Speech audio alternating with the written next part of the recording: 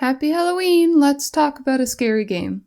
Love, Sam is a 2019 indie game developed by Korean Linguistics Lab. It's earned plenty of critical praise for its effective scares, emotional plot, and creative structure, the latter of which I find the most interesting. This is a game that immediately drops you into its premise, pulls you into its genre, and eventually makes you question everything you thought you knew when you started playing. It's one of those things where you watch someone play it on YouTube, play it yourself, and realize that you absolutely have to make a video essay about it, which you are now watching. Hello, welcome.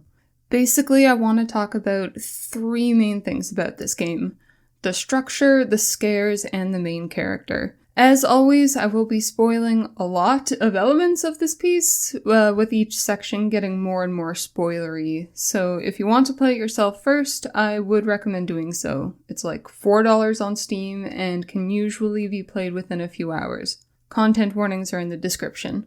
Okay, so what is this game about? Love, Sam opens with our point of view character in what looks like a small apartment. The focal point that kicks the game into motion is a diary containing descriptions of the author's love for a boy named Brian. The tone is somewhat off, though, a little obsessive, and shortly after you receive a phone call with a person just breathing on the other end. Then someone, or something, opens the window, and we find another diary page signed a girl named Sam. The entry is about how she just transferred to the school and feels somewhat ostracized from her peers, and okay, we have our plot. Especially if you've read any description of the game and know it's about a love story turned dark. A few minutes in, and even though interactions are very limited, the audience can make some pretty clear assumptions based on our surroundings. Assumption 1. We are reading Sam's diary entries in a kind of before-after scenario. Assumption 2. Someone is outside of our house and calling our phone. Most likely Sam. Assumption 3 is really more of a suspect list. The point of view character is a little more ambiguous, but the best guesses are either Brian or someone else who is investigating this whole thing, like a family member. I've even heard the theory that we are Sam, and there's like a psychological multiple personalities thing going on. I find it extremely fascinating that coming to these conclusions is so easy that it's basically happening on a subconscious level. And the game doesn't tell you any of these things, either directly or indirectly. Your brain just fills in the blanks based on the extremely limited amount of available information. And it's a good thing that the game never tells you any of these things, because none of them are even remotely true. Not even a little bit. Even the very fact of being in a room is called into question.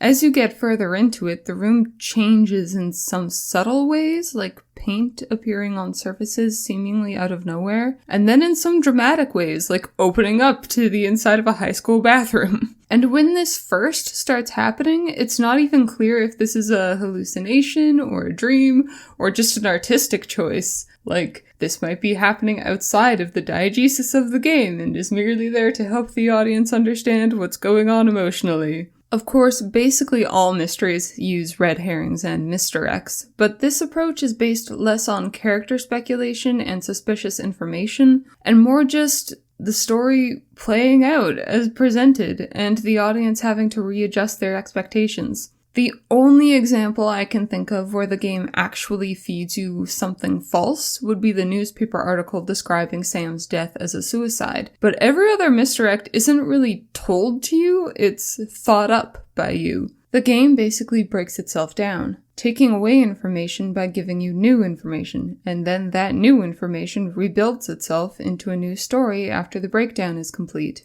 Just as an example, an early assumption that I already talked about is that Sam is lurking around your home. A pretty early scare is seeing a figure under the bed reach out for you, but you can't interact with it. I found this extremely odd at first, seeing as someone seemingly just broke into the house and you just have to keep going. But this figure keeps showing up and moving and disappearing constantly in shadow or having its face distorted by odd angles, and it starts to become clear that this isn't even a tangible person, which opens up the question of what is it and why is it tormenting you? And now that the real question has been asked, the real answers will be given in time.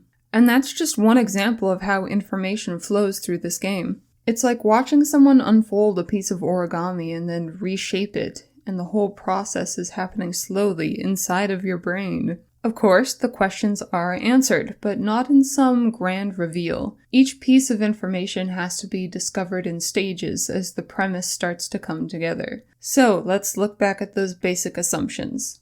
1. These are not both Sam's diaries. They are written by 2 different people. 2. Sam is not outside of your house, at least not physically, and she is not calling our phone. She's not even a stalker, and she never was. 3. The point of view character is a character that's introduced pretty early on in the story, but seems completely irrelevant to the plot until way later. And this is a reveal that also happens slowly instead of all at once. The deception, that's not really a deception because the game usually doesn't directly lie to you, but you know, the intended misdirects are fueled by a couple of things. There's the genre savviness, leading to the assumption that the ostracized girl will reach a breaking point. There's the connecting theme of the journals, both leading into discussions of loving the same person despite the disparate tones. And of course, there's heteronormativity, the unconscious assumption that everyone in the story will be straight. Put a pin in those last 2, we will be coming back to them.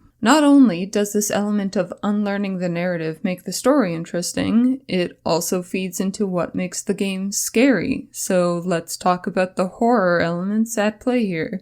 Myself and many others agree that this game is, to use a technical term, scary as hell. The atmosphere and most notably the sound design are absolutely incredible. There's very little in terms of music, and since most of the game is reading, a lot of it is very quiet in general. But when sound is present, it's very deliberate, whether it be the steady ticking of that clock, the beating of your heart, or the sudden laughter coming from whatever strange apparition just appeared behind you. Sound will also sometimes lead you to where you need to be, so paying attention to your surroundings really pays off. Not to mention that bone-chilling, hollow clicking sound that usually plays when you're about to enter a fail state. It's really unnerving because you don't really know what's making it or why it sounds like that. And can we talk about the jump scares? I want to talk about the jump scares. Despite being a huge fan of the horror genre, I generally don't enjoy most mainstream horror movies. I know some people really don't like jump scares because of the perceived cheapness of them,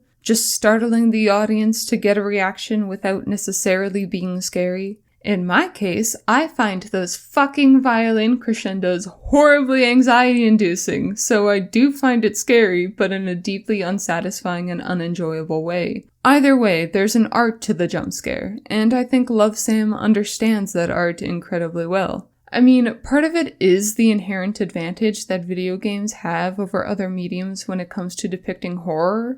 They have the element of dread and helplessness, the feeling of being coerced into taking an action that will scare the crap out of you, either because you need the game to progress or you need information. Love Sam takes full advantage of this to accomplish its most effective scares, including jump scares. It doesn't rely on the bullshit anxiety-inducing score to lead into the scares, but rather the knowledge that you are doing this to yourself and waiting to discover the immediate consequences of your actions. This part where you look through the peephole, see your own room with Sam sitting at the desk, and realize that you have to walk up to her, nearly had me in tears. I also really enjoyed some of the more creative elements that feed into this idea of walking into your own demise. Most notably, there's a section of the game where you find a camera and have to take pictures in the dark using the flash to light your way. It's tense and frightening knowing that each click of the shutter could reveal something new and grotesque in this ever-changing set piece.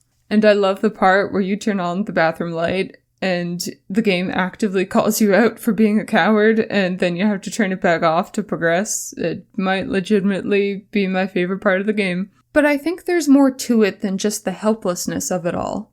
I think the scares work on their own because the scenario adds flavor to what's happening by being suspenseful and unnerving. The bursts of adrenaline are punctuated by sound, but maintained through the understanding that there is a presence in the room with you that you do not understand and it means you harm. I think suspense is the real name of the game here. Constantly having your back turned when you're reading the diary, being lost in the dark, trying to navigate a room that keeps changing, and knowing that there is always something in this enclosed space with you. The actual gameplay is pretty mellow, but the feelings that the game invokes are very intense. I've talked on this channel before about how a lot of good horror utilizes the fear of the unknown, and this is a prime example of that. It accomplishes a lot by constantly subverting expectations and having the monster and setting defy logic. Okay, I've buried the lead long enough. Let's talk about the game's protagonist. The protagonist is and always was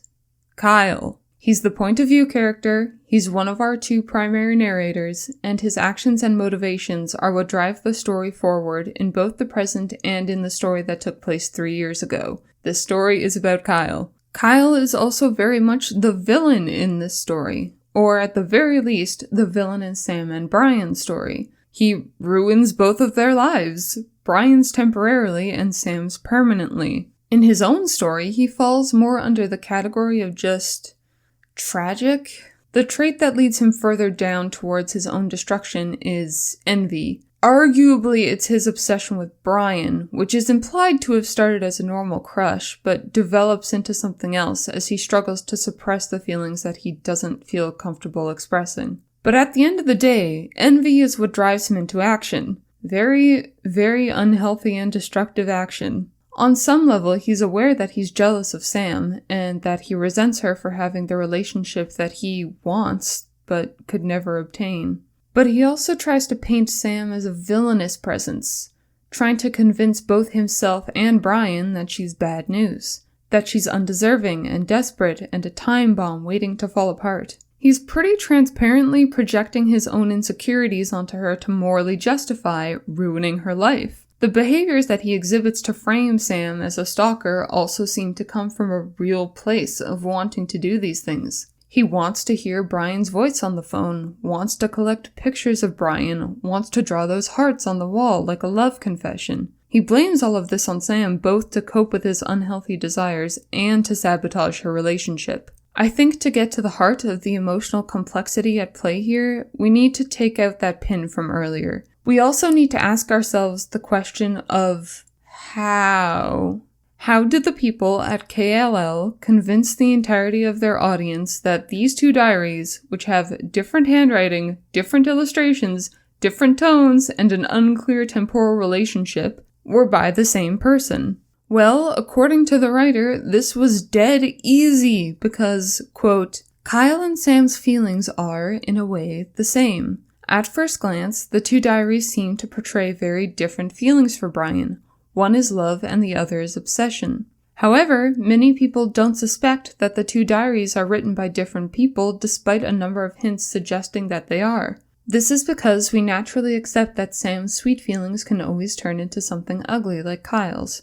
Some say Kyle is a psycho, but his feelings are not that different from Sam's. It's just that his anger and frustration was too much for him to bear. While playing this game, certain things that Sam said stood out to me. Quote, calling Brian in the middle of the night for no reason is something I've dreamed of, but that doesn't mean I actually did it. And also, deep down, I know I want my own hearts on the walls too. I think these lines deepen the parallels between Sam and Kyle. These are the disturbing behaviors that Kyle acts on, but Sam isn't fully emotionally detached from them. I feel like most stories about the thin line between love and obsession are about the process of falling into obsession, yet another genre trapping that leads us to believe both authors are the same person. But Love Sam's exploration of this theme comes from the audience provably not being able to distinguish the two outside of this one is healthy and this one is scary. Kyle is not a good guy, but his feelings aren't shallow. To once again quote the developer, when I first decided to make a horror game, I thought about what makes people scared. The answer I found was simple. It's the emotions we harbor. It's the emotions we try to hide but slowly eat us from within without us even knowing. Everyone is familiar with jealousy, guilt, shame, stalking them for all their lives, and I wanted to tell how destructive and terrifying those emotions can be if you keep running away. And since love is one of the most complicated and powerful emotions, I decided to write a story about the fine line between love and obsession. Kyle's journey, some of which happens before the events of the story, is an ever-growing emotional burden that evolves in a sort of domino effect progression. He feels like he can't act upon his feelings for Brian until maybe they graduate high school, so he keeps his crush a secret, which leads to an unhealthy obsession with Brian. Keeping this secret leads him to envying Brian's girlfriend, leading to an unhealthy obsession with Sam. And this unhealthy obsession leads to his confrontation with Sam, which then leads to his obsession with Sam's death. This final stage is the point where we as players enter his mind. Kyle quotes a short story. "The last man on Earth heard a knock at the door. This is the psychological paradox he finds himself in, feeling completely isolated, but constantly followed by an observer that exists in his own head, someone who knows what he's done and how he feels. Physically, this observer takes the form of Sam, and whether that ghost is purely psychological or also a literal specter is up to the player's interpretation. Either way, it's another thing that no one knows about, the manifestation of his shame and guilt." While this game doesn't really have multiple routes, it does have a few alternate endings, none of which are very happy. In one, Kyle ends his own life. In another, he stays in denial and continues to be haunted by Sam. The closest thing to a good ending is Kyle turning over his journal to the authorities. It's not really a happy ending, because the implications are he'll be facing the consequences of Sam's murder, but it's the one with the most closure for him as a character, since it involves him telling someone everything. I feel like there's even more to this game that I could talk about. I have some nitpicks, like how I think the prose is only so-so, and that its replay value, while enhanced by the twist, is also kind of dampened by the lack of differing routes and the limited gameplay mechanics compared to all of the reading. There are also some cool little things, like how the setting and time period are never drawn attention to but are integral to the story. Or the borderline fridge horror of certain dreamlike elements being reincorporated into the waking world. This game was really interesting to engage with, especially as someone who doesn't really play video games that often. If you've played this game or did what I usually do and watched someone play it to experience the story, let me know what you thought in the comments. I think people's emotional reactions are pretty varied when it comes to certain aspects of this game's story, so I'm curious as to what people took away from it. If you like this video, consider subscribing or watching some of my other videos. And thank you for all of the support on my last video. It really means a lot. I have some plans for future videos, including potentially one for a series I said I was hopefully finished talking about, but turns out that was probably not the case. If you know, you know. That's all I'll say about that. Okay. Bye.